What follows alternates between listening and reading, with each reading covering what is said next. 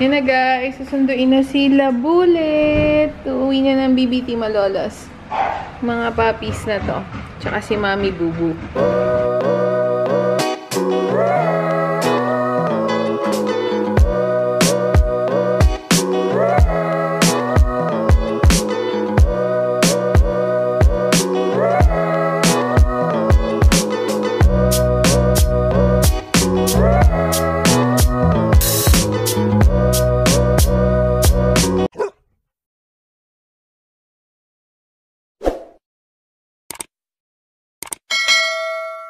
Good morning!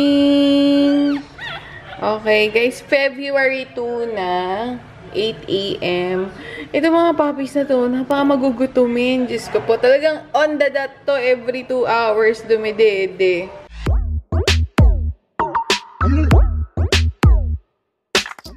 Yan, nakita niyo yan, naghahanap na ulit. Oh. Yan, oh. Guys, pakita ko sa inyo yung color ng poop. Ganyan, yung unang poop. Yan ang color ng unang poop. So, tas para siyang gel. Yan, ganyan talaga siya.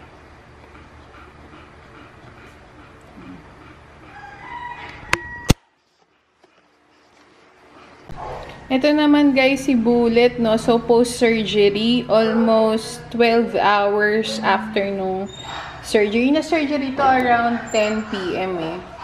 So, it's magte-10 a.m. na rin yan. So, almost 12 hours. So, right now, hindi pa siya masyadong active kasi, syempre naman, no, major surgery yun. Hindi pa rin namin siya sinubukang bigyan ng food. So, ngayon, try itong bigyan ni Daddy umaga ng food. Pero, pagka bagong cesarean, hindi kami nagbibigay ng maraming pagkain agad. Kahit water, hindi pwedeng marami agad kasi isusuka nila. And that is if kakain na sila agad. Usually, pagka post-surgery, medyo matagal bago sila makabalik dun sa usual nila na gana ng kain. Sometimes it takes them 3 days to maybe even up to 1 week. Ganon yung tagal nung ano, no. Pero, depende talaga sa dog. So, may dog na mabilis nakaka-recover. May dog naman na it takes them a little while. So, it's important na binabantayan sila. Yung puppies binabantayan, but also yung dam. It's important na binabantayan din sila. So, yan siya. Pakita ko sa inyo yung ano, yan, meron siyang ano dito. Hindi pa namin to ginagalaw. May gauze. Yan. So, little bit of water and some food. Yun muna, we'll see. Yan. So, sabi ni Doc Vlad, Doc Vlad, si Doc Vlad, ayaw pa daw kumain. So, water lang na may Mondex. So, actually, gusto niya talagang maging vet. Sabi niya, dapat naging vet na lang ako. Anyway, so ngayon, anong ginagawa mo? Papainumin niya ng gamot. Yung gamot ni Bullet, si Doc na yun na pag nagbigay siya, kamukha nito, Rapiclab, kita niyo ba? Yan. Ay, wait lang, yun na si Daddy pala. Magbibigay siya ng gamot muna. Yun yung Rapiclab, ito. Hindi nyo na makita, mamaya na lang ako papakita. Dalawa ba? Ha? Isa lang. Calcium. Ayun. So, ang binigay niya, isang calcium, tsaka isang antibiotic. Ayaw niya pa kumain. One at a time baka. Para hindi na iluluwa. Pangit pa naman ang pwesto niya, nakatagilid. Yan na nga. One at a time. So, yan. Nainom naman niya tong antibiotic niya. Kita niyo ba? Ayan, Rapiclab. Coamoxiclab. Yan. So, anyway, tapon na natin. And then, calcium. Pero, yung calcium, nakagat niya, may naiwan na dulo dun sa ilalim. Mamaya na lang ulit kasi, yun, ayaw mo na ni Daddy masyadong pilitin. Unless kung talagang antibiotic yung nalaglag. So, mamaya we'll try again giving her calcium. Yan. So, yun yung gamot ni Bullet. Ito siya. Ang dami. Kala ko ang daming binigay ni Doc na calcium ito. Dati ang gamit namin ay kawu. Napakamahal ng kawu. So, ito, mayroon namang alternative, Calfos DS. Tsaka ito. Yan. Ito lang yung iniinom niya. Yan. Yan, guys. Feeding time ulit. Dumidedi sila every 2 hours. Ito yung isa. Tapos, kailangan sila i-guide because minsan, hindi sila sa mismong nipple nakalatch. Nakalatch lang sila sa balat. Eh, pag ganon, pwede silang kabagan. So, kailangan pa rin silang bantayan. Kamukha nito. Pero, kamukha niyan, yung iba naman, they just stick to one nipple. May ibang dogs, may ibang puppies na malikot talaga ng dumede. O siguro baka naubos na nila yung milk.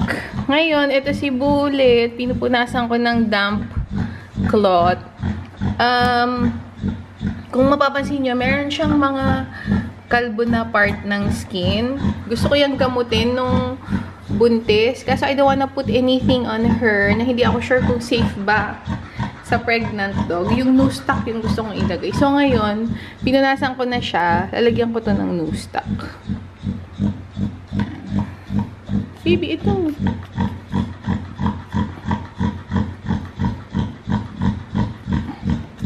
Yan. Very good. Ito naman.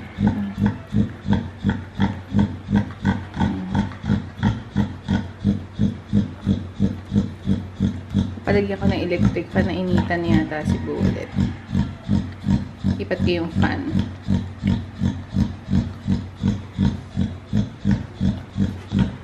So guys, sinapatan ko muna siya ng fan. Tapos pupunasan ko.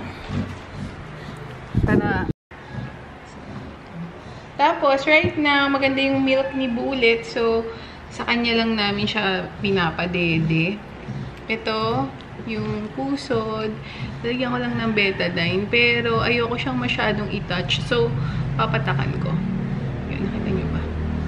Masyado ko yatang tinas yun. Tapos, bulakan natin. Bulakan ko para matuyo lang yung paligid. Yan. Pag pinatay ko ito, mas malinaw. Yan. Okay. Next, popper.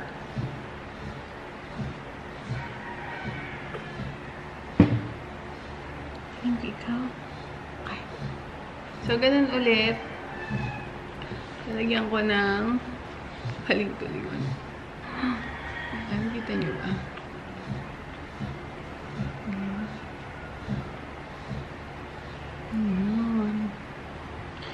Okay. Green, red. So, lahat sila, syempre.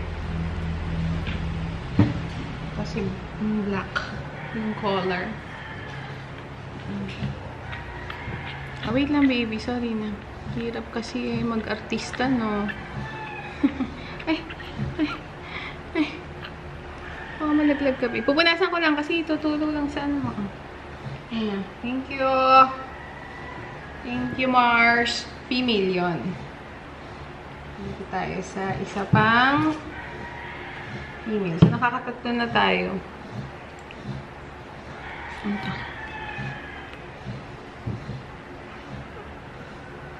Yan.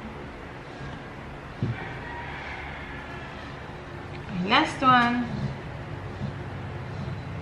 Male.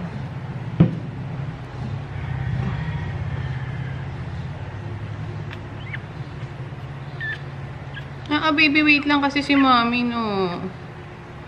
May demonstration pang nalalaman. Ayan. Saan natin yung lights? Dami. Lights. Charot.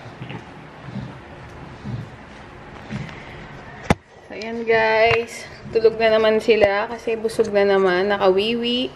Nakapoop yung iba. Hindi lahat nagpoop, pero lahat nagwiwi. Tapos okay na yung, pupuso. Dalagyan ko na ng gamot. Yan. Ito naman si Mami yung ayusin ko. Yung, lalagyan ko lang naman ng gamot yung sugat niya.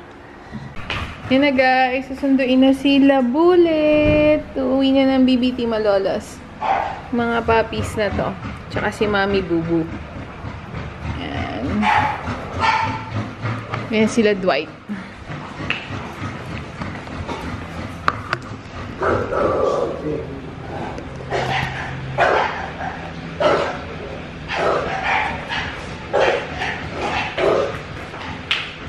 Yay! Balot!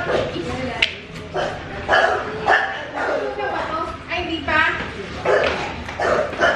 Sabi kong balot! Ay, dito na lang mo eh.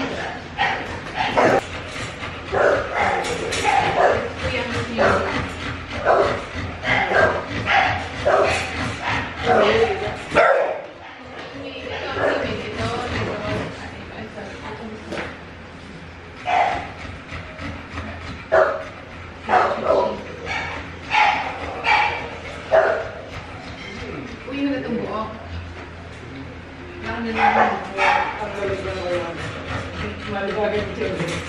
Meron na! May dala ka! Dali mo na rin yung gatas. Hindi ka saan si Alton. Lalongin lang. Ano yung female?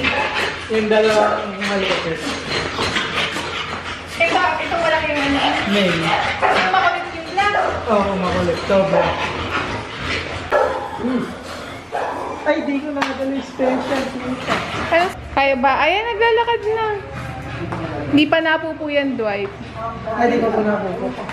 Pero kumain na kanina. Yung tama dito. Ayun, kunin mo na. Ayun. Ay, dun na din na dito.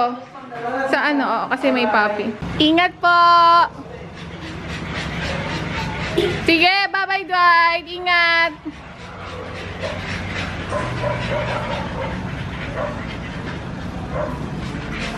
Ay! Okay naman tatlo.